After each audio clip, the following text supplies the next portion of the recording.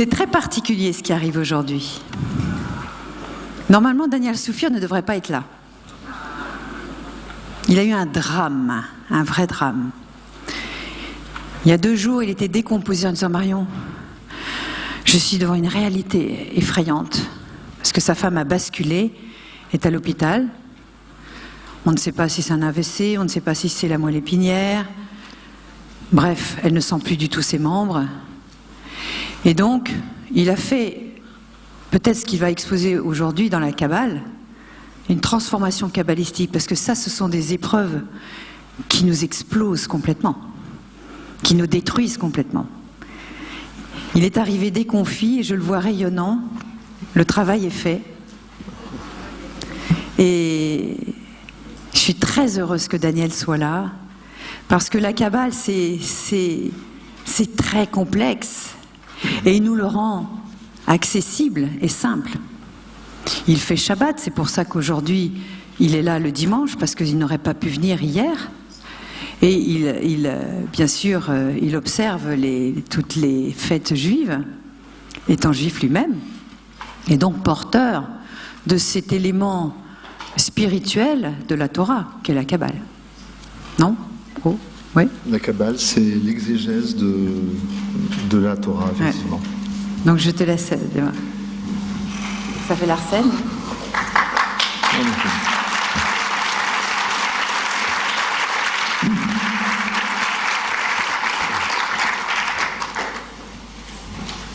Bonjour. Alors, avant de rentrer dans le vif du sujet, ça serait bien de donner une petite définition dans le domaine qui nous concerne de ce qu'est la Kabbale. Alors, la Kabbale, c'est surtout la science de recevoir pour partager. Quand on dit la science de recevoir pour partager, c'est-à-dire recevoir sur tous les plans pour partager sous tous les plans. Et c'est même une des définitions de notre vie, de l'existence. Alors, je vous rassure, vous n'allez pas sortir totalement fou de cette conférence. On peut étudier la Kabbale tout à fait tranquillement. Ce qui est un petit peu déroutant, c'est les grands secrets de la Kabbale, et on ne va pas les aborder aujourd'hui. Donc, il faut enlever un petit peu toute cette brume qu'il peut y avoir sur la Kabbale, qui voudrait qu'on n'étudie pas la Kabbale avant l'âge de 40 ans, on n'étudie pas la Kabbale si on n'a pas 30 ans de Talmud, 170 ans d'études de la Torah, 830 ans de philosophie hébraïque.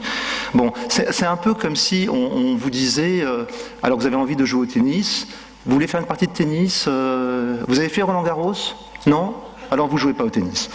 C'est un peu ça. Alors on a dit relation verticale, ça veut dire qu'est-ce que le Créateur reçoit de moi et qu'est-ce que moi je reçois du Créateur. Relation horizontale, qu'est-ce que je reçois de l'univers et qu'est-ce que l'univers reçoit de moi. C'est à peu près la meilleure définition de la Kabbale, c'est la science de recevoir pour partager. Alors une fois qu'on a dit ça, on va rentrer dans le vif du sujet. Pourquoi est-ce que la Kabbale est si proche de l'univers quantique? C'est parce qu'il y a plusieurs milliers d'années, la Kabbale avait senti que la matière, c'était de la lumière condensée. Et la Kabbale va plus loin, elle dit que la nature première de la matière, c'est elle de se volatiliser et de devenir lumière, de devenir esprit. J'ai oublié de mettre mon chrono, je vais le faire parce que j'ai tendance à, pour une conférence de 1 heure, passer 3 heures.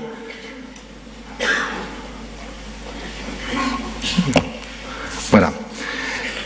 Alors, d'abord, par rapport à ce que vous a dit Marion tout à l'heure, ne vous l'aurez pas, la Kabbale est joyeuse. D'ailleurs, c'est très important, il y a une obligation dans la Kabbale d'être heureux. C'est-à-dire que si vous n'êtes pas dans la joie de vivre, vous êtes coupé de la connexion. Il y a un grand maître, un grand patriarche qui s'appelle Yaakov, et c'était marqué dans les écrits kabbalistes que, parce qu'il a été coupé de la joie pendant une quinzaine d'années, parce qu'il pensait avoir perdu son fils Joseph. Il a été coupé de ce qu'on appelle la Shekhinah, c'est-à-dire cette espèce d'intuition profonde qui fait qu'on est connecté avec le divin. Donc, et je suis sûr que tout va aller bien. C'est une vraie certitude. Donc, n'oubliez pas, la Kabbale est joyeuse. Si un jour vous voyez quelqu'un de la Kabbale être comme ça, très austère, c'est un déguisement. Hein. Il n'y a pas le label bio. C'est pas un vrai kabbaliste. Voilà. Alors, une fois qu'on a dit ça, je voulais juste faire une petite parenthèse. Je vais souvent employer le mot Dieu, le mot créateur, ça fait partie de ma culture. Si vous avez envie de remplacer ça par énergie divine, par énergie tout court, ou par tout ce qui correspond à votre système de croyance, il n'y a aucun souci, ça marche de la même façon. La Kabbale est pratique, surtout à notre époque. C'est une époque où la Kabbale est pratique, c'est-à-dire c'est une époque où on arrive droit au but. On n'est pas dans les spéculations purement intellectuelles, on est dans l'efficacité dans le plan physique.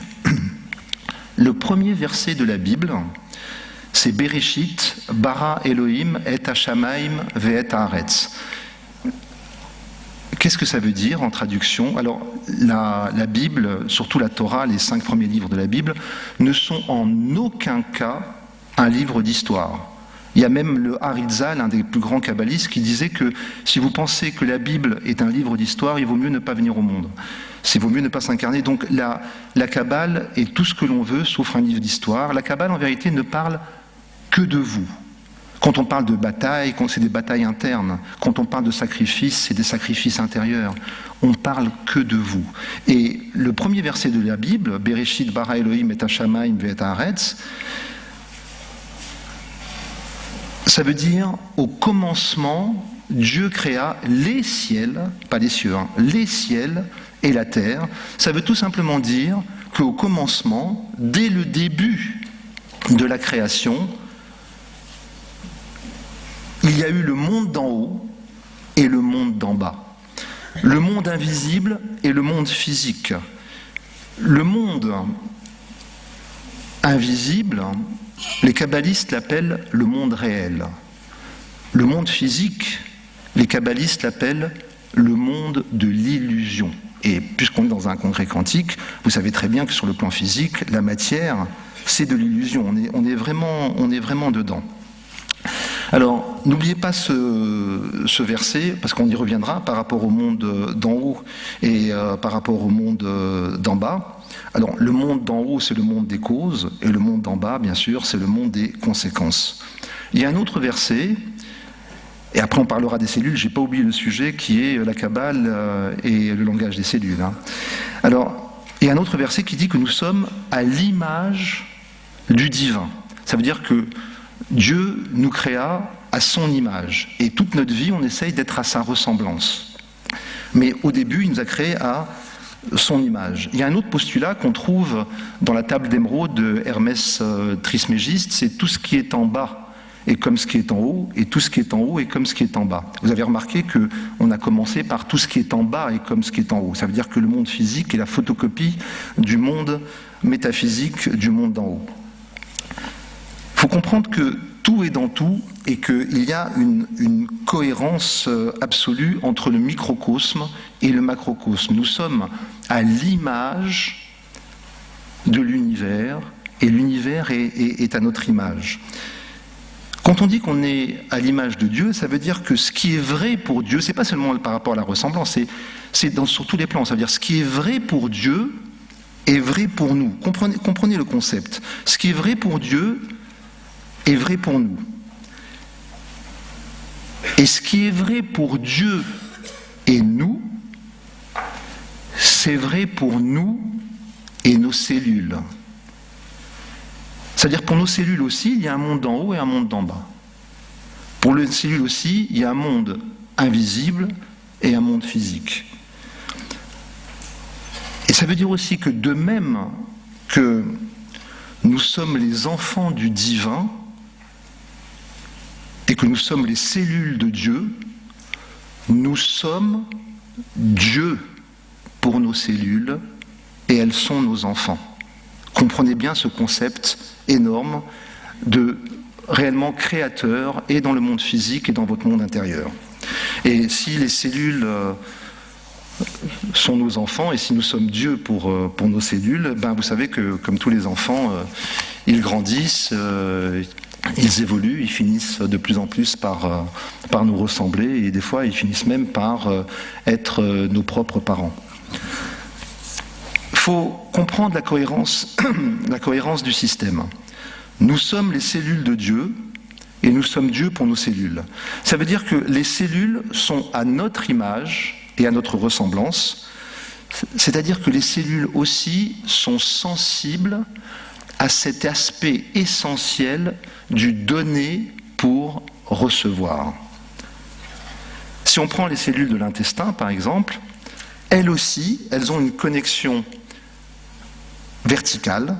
Ça veut dire qu'est-ce qu'elles nous donnent et qu'est-ce que nous lui apportons. Et il y a une connexion horizontale. Qu'est-ce qu'elles amènent aux autres cellules et qu'est-ce que les autres cellules partagent avec elles. C'est ce concept majeur qui fait en sorte que les cellules nous rapprochent de nous par rapport au divin. Alors, ce que les cellules reçoivent et partagent avant tout, ce sont les informations. Les kabbalistes insistent beaucoup sur l'information. Ça glisse un peu. Les kabbalistes insistent beaucoup sur l'information et on appelle ça aussi le monde des émanations. Pourquoi est-ce que les kabbalistes insistent sur la création ? Sur l'information ? Parce que l'information est créatrice. Dans la Kabbale, l'information précède toujours la création. Quand vous prenez le nom sacré, parmi tous les noms sacrés dans les textes du Zohar, dans les textes de Kabbale ou dans la Torah, prenez le nom Yod He Vav He. Yod He Vav He, c'est le fameux tétragramme, c'est le fameux Yahvé, c'est le fameux IHVH, appelez ça comme vous voulez. En vérité, ce nom représente les 4 mondes qui forment l'arbre de vie. Les 10 séphirotes, les 10 plans énergétiques de l'arbre de vie sont contenus dans ces 4 mondes. Ces 4 mondes, c'est Yod, le monde des émanations, le monde de l'information, He, le monde de la création, Vav, le monde de la formation, et encore un He, le monde de l'action. Ce nom qui représente donc Yod He Vav He, le nom des 4 mondes, d'ailleurs, si vous allez voir dans les bouquins de Kabbale, assez vieux, parce que dans les livres modernes, on ne le fait plus, vous pouvez voir, et les maîtres insistent là-dessus, que le nom Yod He Vav He, quand on les met, ces lettres-là, sur le plan vertical, ça représente une forme humanoïde. C'est ce qu'on appelle l'Adam Kadmon. Yod représente la tête, He représente les épaules et les bras, Vav, c'est la colonne vertébrale jusqu'en l'entrejambe, et le dernier He, c'est les bassins et les 2 jambes. Donc ça représente vraiment comme une forme d'homme. Et il y a un postulat qui est très très actuel, puisqu'il a été remis au goût du jour par ce qu'on appelle la loi d'attraction, c'est l'information crée quelque chose qui se forme dans le monde physique. L'information crée quelque chose qui se forme dans le monde physique. Ce que je viens de faire, et qui est une formule de la loi d'attraction, c'est ni plus ni moins que prononcer le nom de Dieu. Par contre, ça vient de la Kabbale, il y a un copyright, ça a 3000 ans, donc ça ne vient pas du monde de la loi d'attraction moderne, c'est très ancien.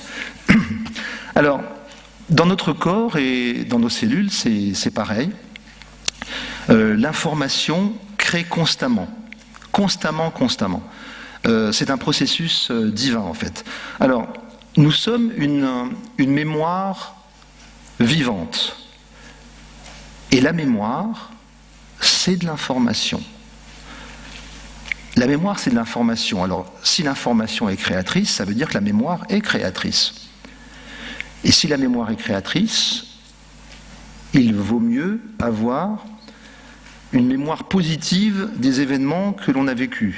Il vaut mieux dire, grâce à Roger, mon mari, j'ai pu évoluer et devenir ce que je suis maintenant, que de dire, grâce à ce sale mec qui m'a gâché ma vie, et à cause de lui, je suis dans une situation pas possible. Donc c'est juste l'information que vous avez dans la mémoire qui est importante.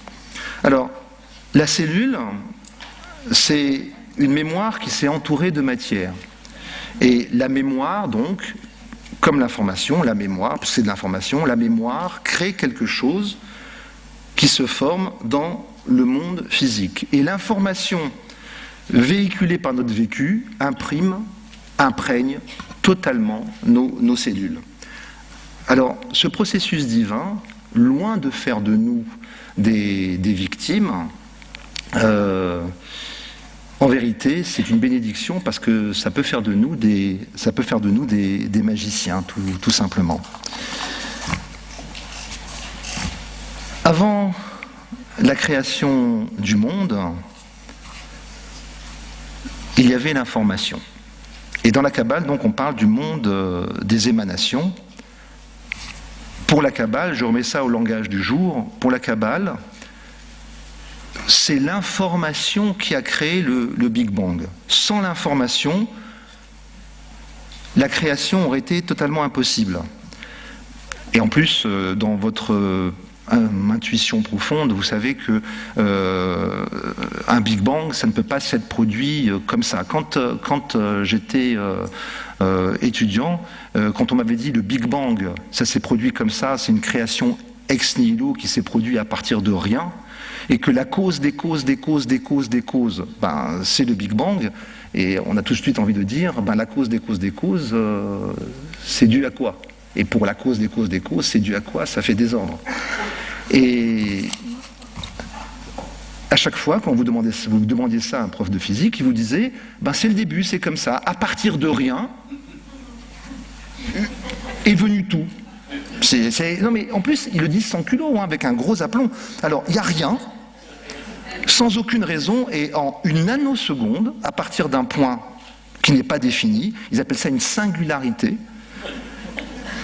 toute la matière est apparue. Alors, il peut y avoir les plus grands savants, 3 jours de calcul, avec les plus grandes explications, même si on me montre la photo, j'y crois pas. On dit dans les textes sacrés que le Créateur tressait des tresses, des couronnes de lettres avant la création du monde. Et quand on dit que l'information a quelque chose d'extraordinaire là, et elle crée dans le monde physique, je vais juste vous donner c'est juste un petit clin d'œil comme ça. Dans le Sefer Yetzira, c'est un des plus anciens livres de Kabbale, on vous dit que toutes les lettres se sont présentées devant le Créateur, et la lettre qui a été choisie, ça a plusieurs milliers d'années, le Sefer Yetzira, et que la lettre qui a été choisie pour la création de l'univers, c'est la lettre Bet. La lettre Bet, Aleph Bet, la lettre Bet qui est la deuxième lettre de l'alphabet hébraïque. L'alphabet hébraïque, c'est très spécial. Il y a 22 lettres.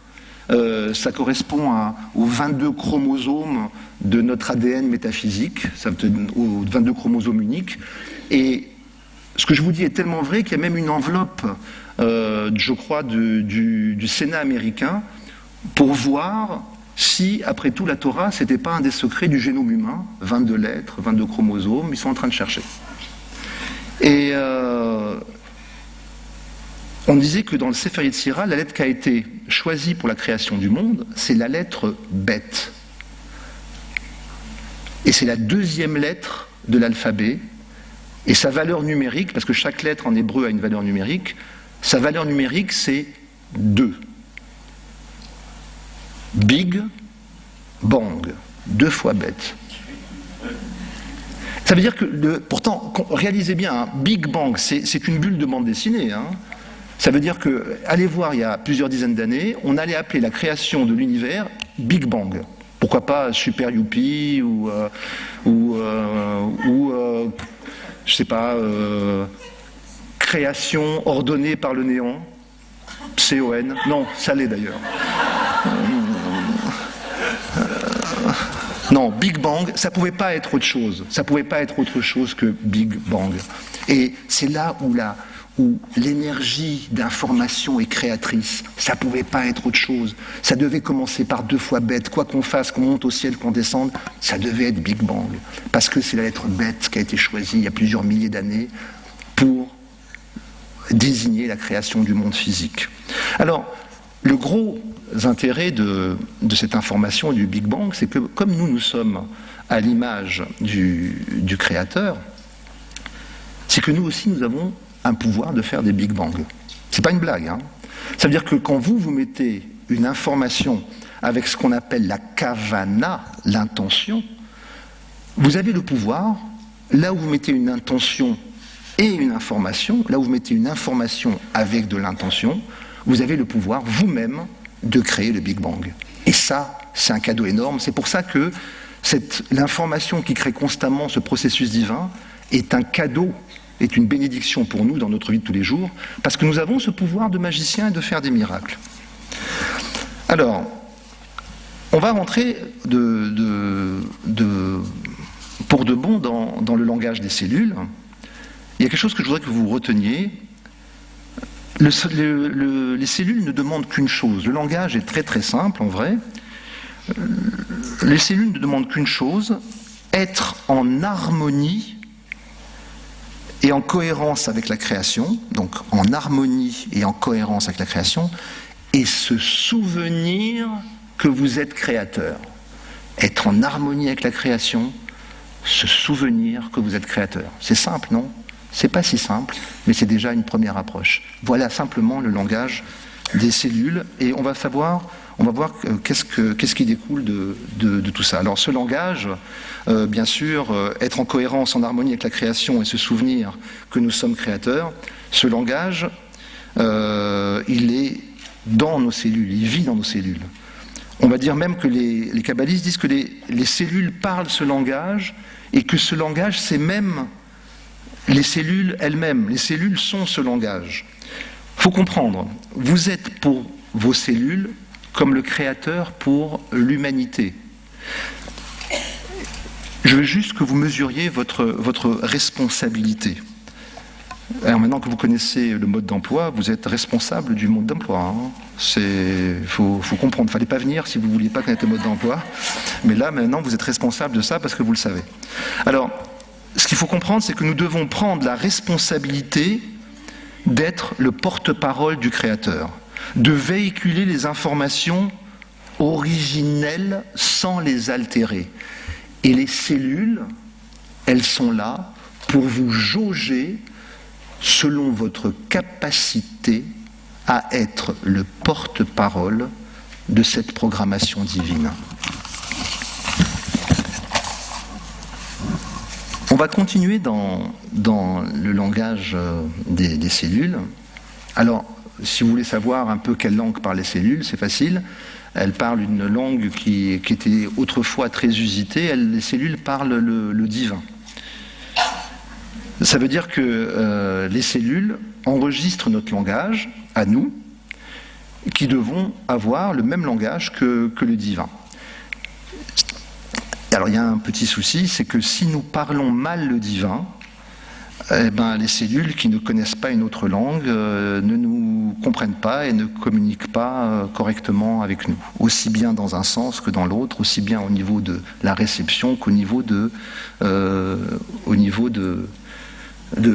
l'émission. C'est vraiment, ça devient un langage étranger. J'avais un de mes maîtres de Kabbale qui disait que c'est un peu comme un homme et une femme qui ne se comprennent pas, et ils ont chacun un langage différent. Je ne résiste pas au fait à l'envie de vous raconter une petite blague que j'aimerais bien me raconter à chaque fois mon maître de Kabbale à New York, à propos des hommes et des femmes qui ne se comprennent pas parce qu'ils ne parlent pas la même langue. C'est plus complexe qu'on le croit. On disait qu'il y avait un grand architecte qui se baladait dans la rue, et puis tout d'un coup, paf, il tombe sur une lampe. Il dit tiens, une lampe, j'ai déjà vu ça. Il prend la lampe, il dit oh c'est bizarre, il la frotte un peu, bingo. Il y a un génie qui en sort. Il a dû sortir d'un cours de Kabbale. Et bon, il n'est pas très étonné. Le génie lui dit écoute, si tu veux, tu peux faire un vœu. Et un vœu, parce qu'on est dans une époque moderne, il n'y en a plus 3, maintenant il n'y en a plus qu'un seul. On est pressé. Donc, ce génie dit tu veux, on peut faire un vœu. Oh, l'architecte il réfléchit, il dit j'ai un fantasme fantastique, je suis architecte, j'ai toujours rêvé de quelque chose, je veux construire un pont de Paris à New York. Le génie il regarde, il dit attendez, il dit moi je suis génie, je ne suis pas Dieu. Un pont de Paris à New York, faut pas rigoler, je t'ai demandé un vœu, pas quelque chose de ce type. Et il lui montre le plan, il dit mais regarde, voilà le plan, un pont entre Paris et New York. Il dit non, je t'ai demandé un vœu. Bon, l'architecte qui range son plan, il dit alors j'ai peut-être un autre vœu, il dit je voudrais comprendre ma femme. Et il y a le génie qui voit, il dit fais voir le plan déjà.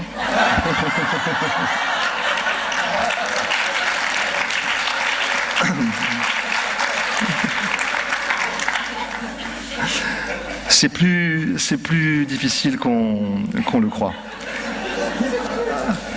Alors, toutes les cellules sont connectées à nous, et nous sommes connectés au divin. Donc, toutes les cellules, elles ont donc une relation aussi, comme on l'a vu, verticale, et elles sont connectées également entre elles, connexion horizontale.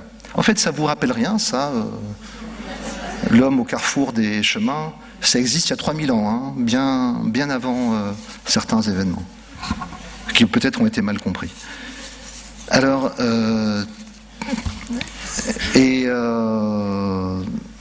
tout ce système de relations verticales et horizontales doit être en harmonie pour fonctionner correctement. Alors, par rapport au langage des cellules, être en harmonie, parler la même langue, ça veut dire aussi être cohérent. Et il y a une multitude d'aspects pour être cohérent.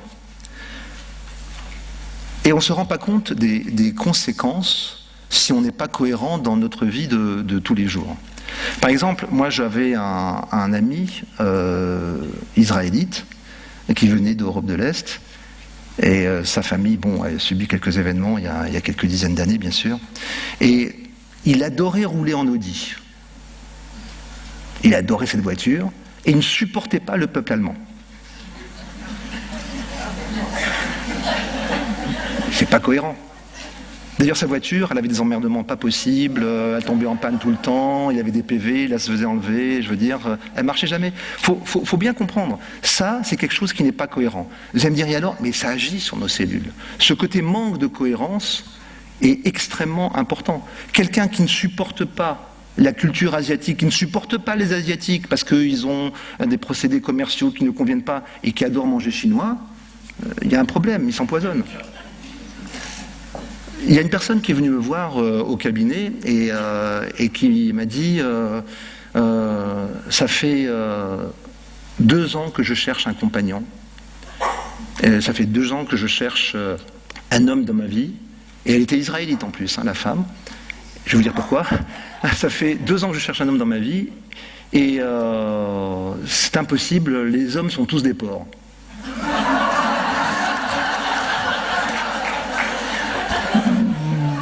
Il y a un problème. Il y a effectivement, là, il y a un vrai problème. Ça veut dire que c'est l'approche déjà, elle est un peu suspecte. Et puis, j'ai envie de lui dire, attendez un peu, changez d'avis, regardez ce que vous allez faire, et puis après, prenez un homme. Parce que si la chance, si le ciel, si votre talent va vous amener un homme dans votre vie, ça va vous empoisonner aussi. C'est ça qu'il faut comprendre. Il y a aussi des gens qui ne supportent pas le pays dans lequel ils vivent. Faut changer. C'est important de comprendre que la cohérence et l'harmonie, ça va beaucoup plus loin que ce que l'on pense. Alors, il y a quelque chose qu'il faut comprendre aussi, c'est que les cellules respectent ce qu'on en appelle la règle du jeu. Et même les cellules sont gardiens de votre contrat. Je m'explique. Imaginez que vous disiez, moi, je suis quelqu'un de bien. Je ne fais pas de mal. Je ne fais pas de mal, mais je suis juste. Ça veut dire que quand on est gentil, je suis gentil. Quand on est dur, je suis dur. T'es sûr? Ah oui, je suis juste. Je ne fais pas de mal, mais je suis vraiment réglo, et quand on est méchant, je rends. T'es certain? Je suis certain. T'es sûr? Je suis sûr. Tu signes? Je signe. Vous avez signé un contrat. Vous avez signé un contrat avec l'existence. Ça veut dire que c'est pas pour vous punir, c'est pour vous faire plaisir. La vie signe avec vous un contrat. Ça veut dire que comme vous êtes juste comme ça, la vie va être juste aussi avec vous comme ça. C'est-à-dire que vous avez intérêt vous-même à être dans la lignée de ce que vous dites. C'est normal. C'est normal. Si je joue au tennis avec vous, je vais prendre une raquette de tennis, un terrain de tennis, des balles de tennis, et on va jouer au tennis. Si je joue à la pétanque avec vous, je vais prendre des boules de pétanque, je vais aller sur un terrain de pétanque, on va jouer à la pétanque ensemble. Il viendrait à personne l'idée de jouer au tennis avec des boules de pétanque. Mais c'est pas bizarre, c'est ce qu'on fait dans la vie. On a envie de carrément, alors on insulte, on est rigoureux, on manque d'indulgence. Et qu'est-ce qu'on a envie? On a envie que la vie soit facile, que les autres soient gentils, qu'il y ait de la tendresse alors que nous on n'en donne pas. Et les cellules sont les garants justement de cette perception du contrat que vous avez fait avec l'avenir et avec votre propre vie. Alors, on dit aussi dans la Kabbale qu'il faut être chesed.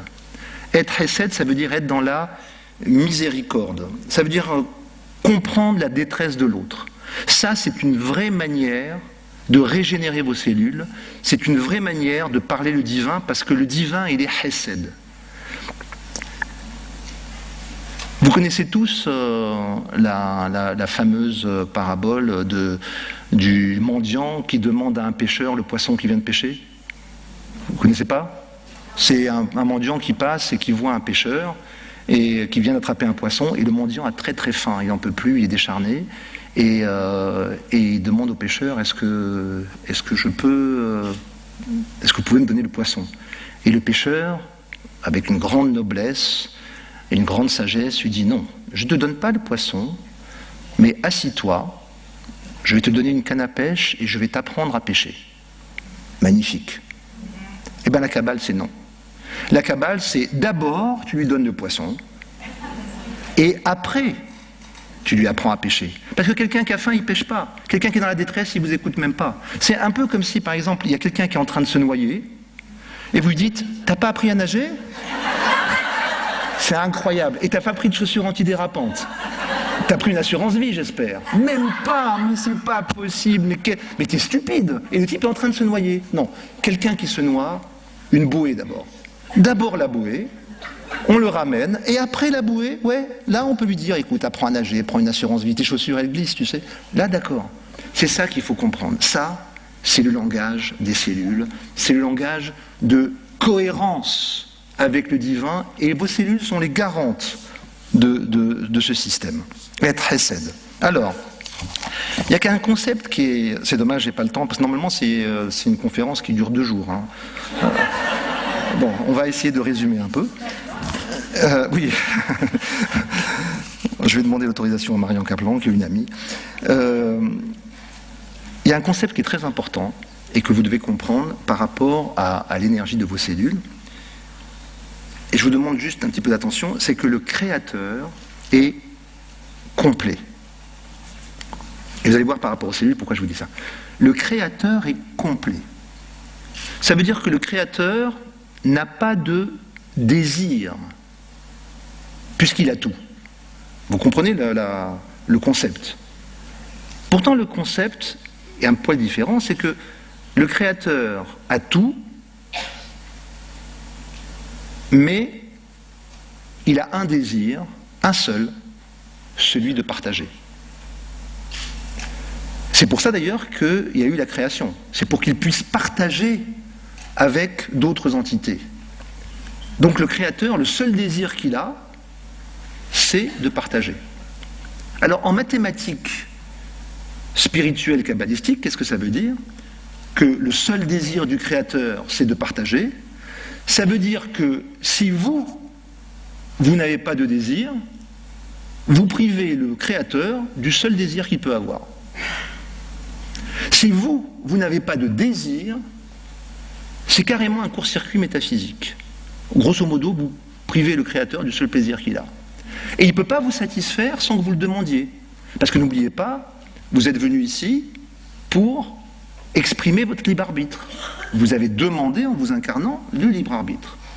Donc même le Créateur ne peut aller au-delà de votre volonté de ne pas avoir de désir. Il ne peut pas vous satisfaire quand vous ne demandez pas, parce qu'il ne peut pas aller contre votre volonté, parce que ça serait un viol métaphysique. L'absence de désir est un grand court-circuit en Kabbale. Et on va même plus loin, et ça, les cellules sont les gardiens de cette énergie. Ne pas avoir de but est carrément dangereux. Pourquoi ? Parce que vous êtes là pour grandir, vous êtes là pour évoluer, vous êtes là pour résoudre des problèmes, vous êtes là pour vous forcer, vous êtes là pour évoluer, vous êtes là pour grandir, devenir une âme adulte, de plus en plus spirituelle. Quand vous n'avez pas de but, la vie va vous en créer un. C'est comme la soupe. Il faut en manger pour grandir. Alors vous avez le choix. Ou vous avez une armoire avec 1000 parfums de soupe, ou si vous n'avez pas envie de manger de soupe, on va vous en faire manger quand même. Mais vous n'allez pas choisir le parfum. Et c'est ça qu'il faut comprendre. Il faut avoir des buts. N'importe quoi. Collectionner les timbres roses de l'année 77 au Guatemala. Mais ayez vraiment des buts. C'est très important de réellement avoir ce genre de connexion. On dit que quand on passe de l'autre côté, il y a le gardien du ciel qui demande à voir vos cicatrices. Et pour les gens qui disent mais je n'ai pas de cicatrices. Alors là, le gardien du ciel dit il n'y avait vraiment rien dans votre existence qui valait la peine que vous vous battiez pour. Et c'est ça qu'il faut comprendre. Il y a toujours quelque chose à faire. Il y a toujours un objectif. Il y a toujours un but à atteindre. Sinon, les cellules ont une programmation divine qui donne une alerte. On va se casser une jambe. On va avoir une sciatique. On va avoir mal au ventre. On va avoir. Il faut avoir des buts parce que l'absence de but, ça amène quelque chose que je ne veux même pas évoquer ici, ça amène une autre programmation qui est justement s'occuper à faire quelque chose. Et il vaut mieux s'occuper dans les objectifs de notre choix. En fait, les événements, nous les attirons, nous les subissons, ça dépend si nous sommes cause ou effet. Alors, pour comprendre aussi la Kabbale et le langage des cellules, il y a quelque chose que vous connaissez maintenant, puisque vous êtes dans ce congrès-là depuis pas mal de temps, c'est que la matière est divine. Pour faire place à la création, le Créateur s'est retiré de sur lui-même. Ça veut dire qu'il a fait une contraction de sur lui-même pour créer un espace où la création pouvait évoluer. Parce que la création qui est imparfaite, où nous on doit la rendre parfaite, la création qui est imparfaite, elle ne peut pas supporter la perfection divine. C'est ça la théorie. Donc il y a une contraction du divin sur lui-même pour laisser un espace à la création. On appelle ça, dans le langage kabbalistique, le tzimtzum.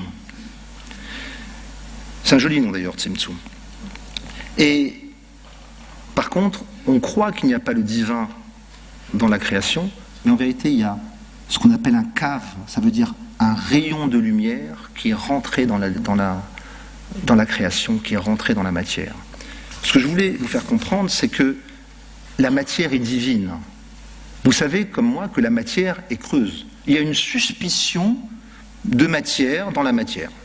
On sent une présence, une condensation quelque part, mais on sait que c'est une illusion de nos sens. On sait que c'est des électrons qui tournent très vite, Et vu qu'il tourne à la vitesse de la lumière, sur une distance très courte, on a l'impression que c'est quelque chose de solide. Mais en vérité, la matière est creuse. Et c'est dans ce vide que le divin se cache. C'est dans ce vide que l'énergie divine se cache.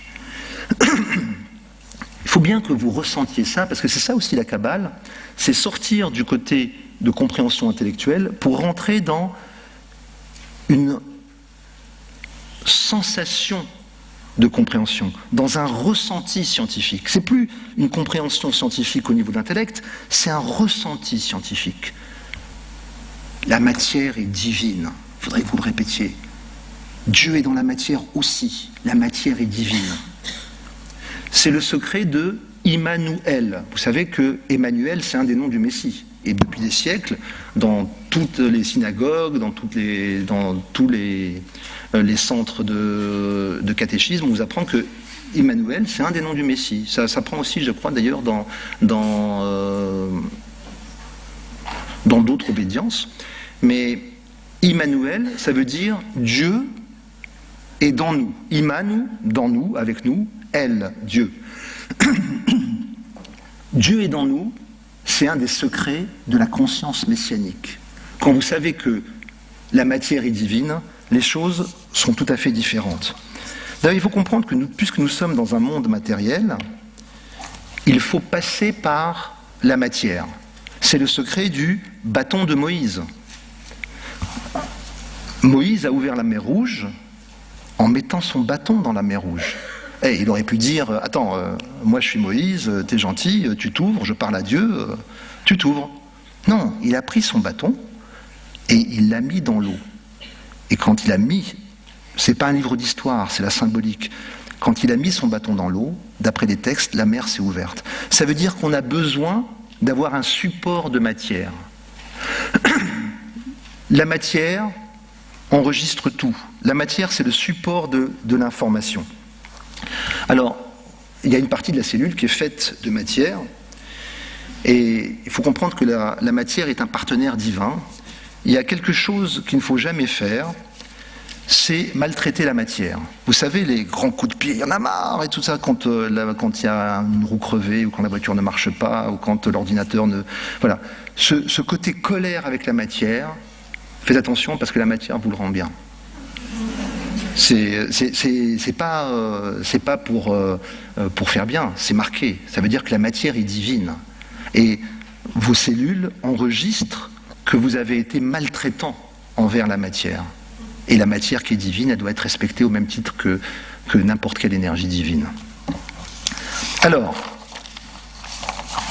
il y a quand même des bonnes nouvelles. C'est qu'il y a... il n'y a que ça. Hein. Dans la réalité, il n'y a que ça. La programmation de la matière existe. Alors, dans un sens et dans l'autre. Par exemple, ne mangez pas le repas fait dans un restaurant où la cuisinière est en colère en disant oui, avec son patron par exemple, oui, pour qui me prend, je suis comme sa chienne, il me prend pour sa bonne, etc. Mangez pas un repas comme ça, c'est du poison. Hein. Essayez de ne pas acheter des paires de chaussures de sport, bike, qui ont été fabriquées en Chine par des prisonniers chinois qui sont rien payés et qui sont dans la souffrance quand ils fabriquent les chaussures et qui sont dans un désespoir total. Je ne vous dis pas l'énergie qu'il y a dans la chaussure. C'est pour comprendre. Et les cellules sont des lecteurs. Les cellules sont des DVD qui lisent la bande magnétique qui existe dans la chaussure et qui ressentent la souffrance. D'ailleurs, je vais faire une théorie, une thèse, comme quoi tous les problèmes de banlieue qu'il y a aujourd'hui, c'est dû à mon avis à toutes les chaussures bike qui ont été fabriquées dans les prisons chinoises.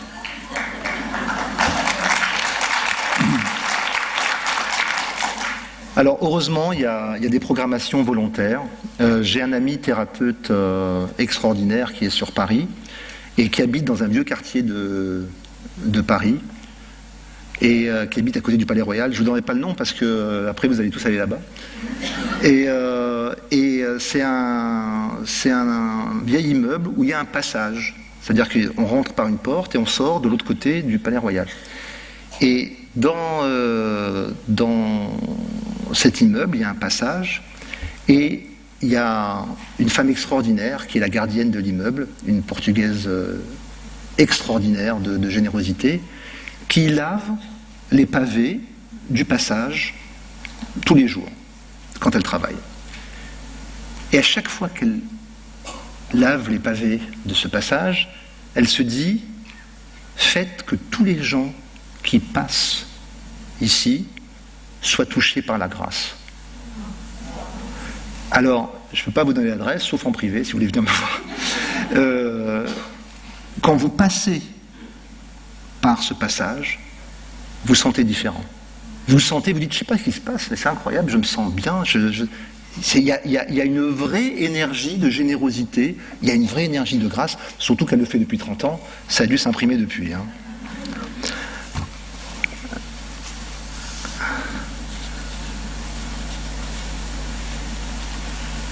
Imaginez ce que ça peut être un plat d'une mère de famille qui fait un plat pour ses enfants et qui dit que mes enfants qui mangent ce plat soient heureux et soient illuminés par la vie. C'est un cadeau du ciel. On a tous ce pouvoir-là.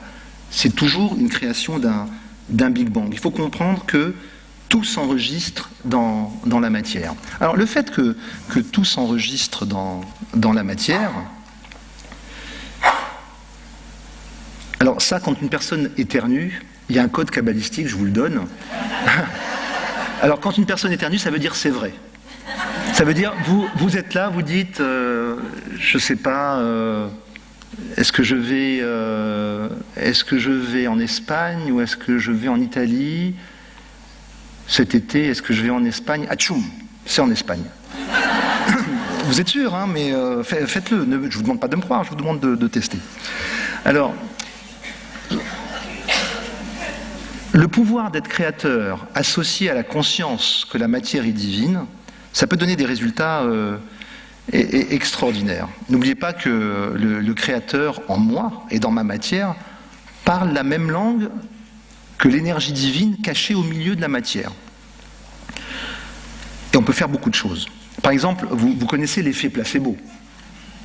L'effet placebo, c'est finalement, on a informé une matière pour un temps plus ou moins court, que cette matière avait un pouvoir de guérison. Mais en plus, ce qui est extraordinaire, c'est que les médecins, quand ils parlent, ils disent « ouais, c'est un placebo ». Ouais, c'est un placebo, 65% de réussite, donc c'est peut-être plus qu'un placebo. L'effet placebo, donc, on peut le faire volontairement. Alors, il ne s'agit pas de rentrer dans la polémique, est-ce qu'il faut prendre tel médicament ou tel médicament ou tel médicament, c'est pas ça. Si vous avez une substance qui vous plaît, c'est plus facile, mais c'est surtout pour les gens, parce qu'il y a beaucoup de gens qui viennent voir des thérapeutes et qui disent « oh, j'ai été obligé de prendre ce médicament. Oh, je m'en veux.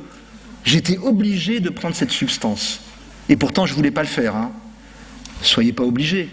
Et si vous sentez que vous êtes obligé, ben c'est très simple.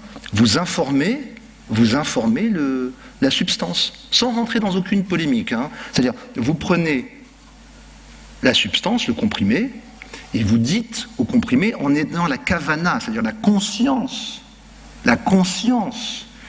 que vous avez le pouvoir d'informer la matière, vous dites, je te demande, vous pouvez le tutoyer, hein, c'est un copain, je te demande de faire ce qu'il y a de mieux pour que mon corps fonctionne bien. Pas pour me guérir. Hein.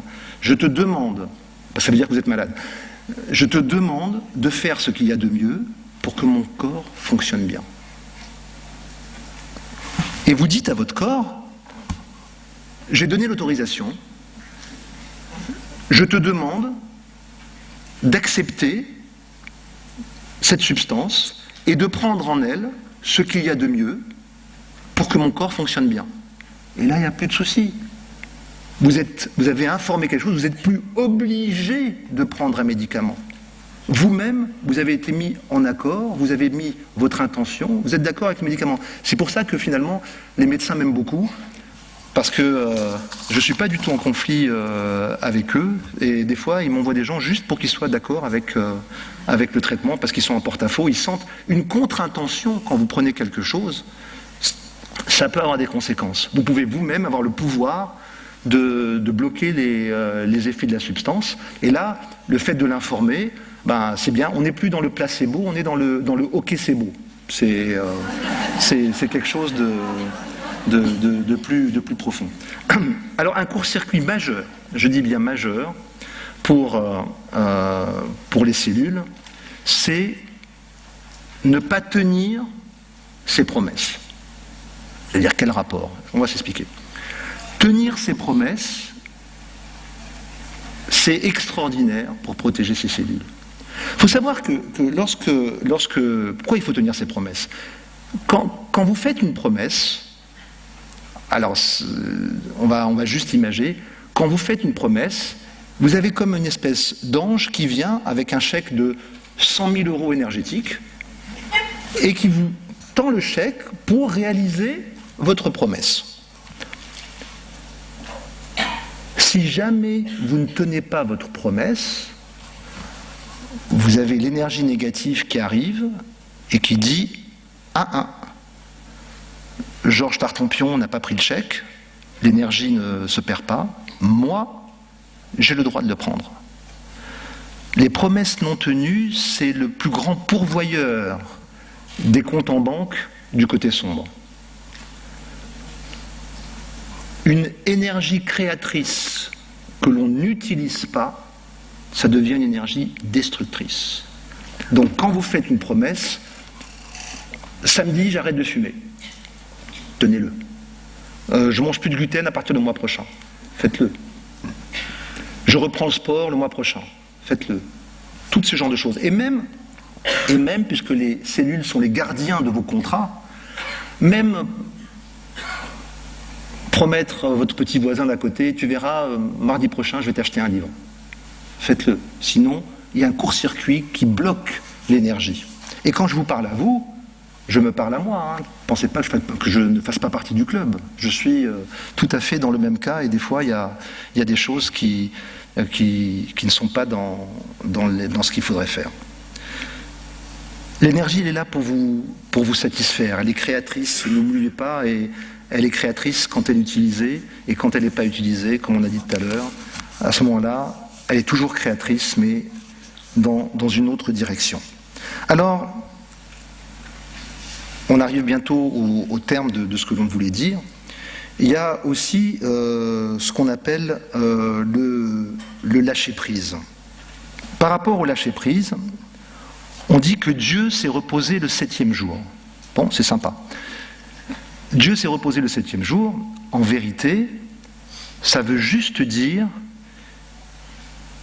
que Dieu nous a laissé les clés dans ce monde physique. Le 7e jour, en code kabbaliste, ça veut dire notre monde matériel, notre monde physique.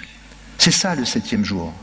Dieu s'est reposé le 7e jour, ça veut dire que, voilà, je t'ai tout donné, les formules, le pouvoir, tout ce qu'il faut, la nourriture, l'énergie, à toi de tout découvrir.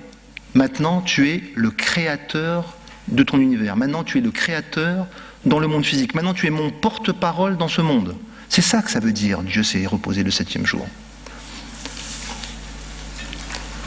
Comme nous sommes à l'image du divin, et que nous sommes, regardez bien le concept kabbaliste, comme nous sommes à l'image du divin, et que Dieu s'est reposé le 7e jour, et comme nous sommes Dieu pour nos cellules, nous aussi, nous devons nous reposer le 7e jour. Ça veut dire quoi? Ça veut dire que nous devons lâcher prise. Que nous devons, nous aussi, faire un tzimtzum personnel, nous aussi, nous devons faire confiance à la programmation divine. Parce qu'en vérité, les cellules elles-mêmes, elles sont programmées pour la bonne santé. C'est souvent nous qui mettons un voile entre la bonne santé et nous. Alors je ne parle pas, il y a plusieurs, on ne va pas rentrer dans les réincarnations, dans pourquoi il y a des enfants qui naissent comme ça, etc. C'est autre chose. Je parle pour des cas classiques, on ne va pas rentrer dans des concepts philosophiques. Mais généralement, c'est nous qui mettons un voile entre nous et notre bon fonctionnement. Les cellules sont faites pour marcher correctement et des fois, il faut avoir confiance en votre propre nature divine. Et heureusement, des voix. Vous voyez, moi, en train de dire, par exemple, à mon cœur, non, là, 67, 67. Tu montes trop, 67, voilà, c'est bien. Je ne peux pas contrôler comme ça. C'est-à-dire que j'ai besoin de faire confiance à la programmation divine. D'ailleurs, en vérité, tous les médecins, tous les thérapeutes, tous les guérisseurs du monde ne font que lever le voile entre vous et votre propre lumière. C'est ça que ça veut dire. D'ailleurs, un petit tuyau, hein, le jour où un thérapeute, quel qu'il soit, vous dit « je vous ai guéri », méfiez-vous, hein, sortez. Hein. Parce qu'un thérapeute qui vous dit « je vous ai guéri », c'est un peu comme un pinceau qui dit « j'ai peint la Joconde ».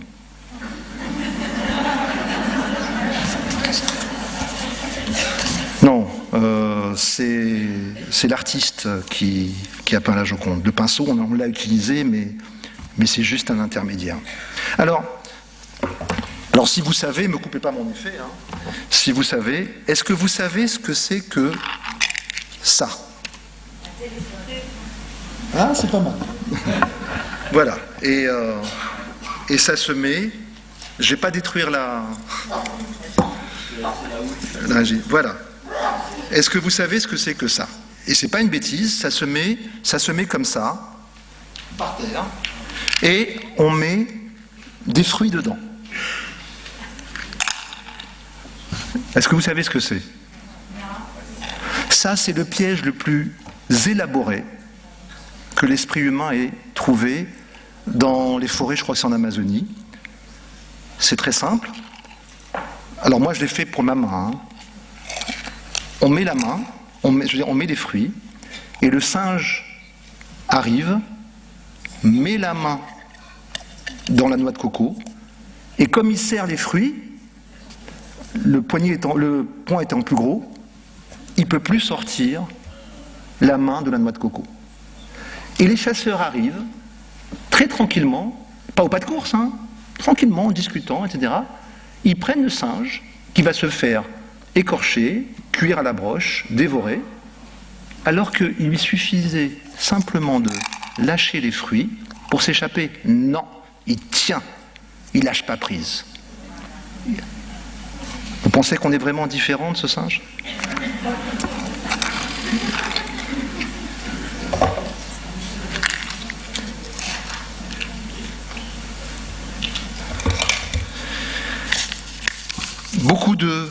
Beaucoup de modestie aussi pour le bon fonctionnement des cellules. La modestie, c'est important. On dit que Moïse était l'homme le plus humble de la planète. C'est pour ça que lui a été donné le rôle de sortir les Hébreux d'Égypte. Égypte, c'est pas vraiment le pays d'Égypte. En vérité, Égypte, c'est Mitzraïm, ça veut dire la restriction. Ça veut dire, c'est la limitation de la conscience. C'est ça que ça veut dire. C'est pas du tout historique. Hein. Et il faut comprendre que pour être à l'image de Dieu, il faut être dans la modestie. D'ailleurs, un des noms de Dieu, c'est Hachem, pour les gens qui sont hébraïsants. Le nom de Dieu, on l'appelle Hachem. Hachem, l'image miroir de Hachem, c'est Moshe. C'est le nom de Moïse. En vérité, le vrai nom de Moïse, il ne s'appelait certainement pas Moshe, mais on l'a appelé comme ça parce qu'il était à l'image du Créateur. On va conclure pour juste en faisant une petite récapitulation de certaines choses essentielles. Il faut savoir que nous informons constamment notre corps et nos cellules, et que l'information crée constamment. Et cette information qui crée constamment dans nos cellules, qu'on le veuille ou non, c'est un processus divin.